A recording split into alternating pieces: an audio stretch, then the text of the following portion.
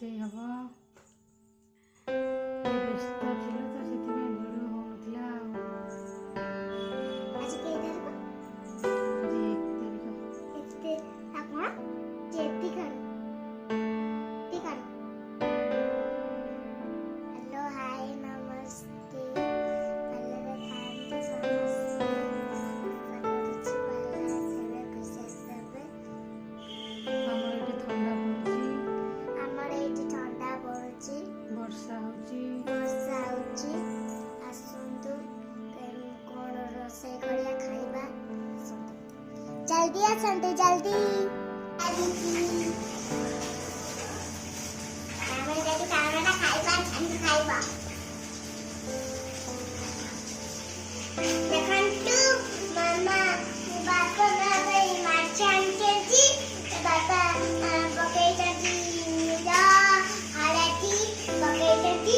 ମାମା କଣ କରିଛନ୍ତି ତାକୁ ଗୋଳେଇ ଦେଇଛନ୍ତି ଆଉ ତାପରେ କଣ କରିଛନ୍ତି ଏମିତି ପୁରା ଏମିତି ହଲେଇ ଦେଇଛନ୍ତି।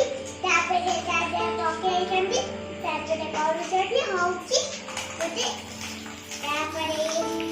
ତାପରେ କେମିତି ମାଛଟା ଲାଗୁଛି ଆପଣଙ୍କୁ କହିଦେଉଛି।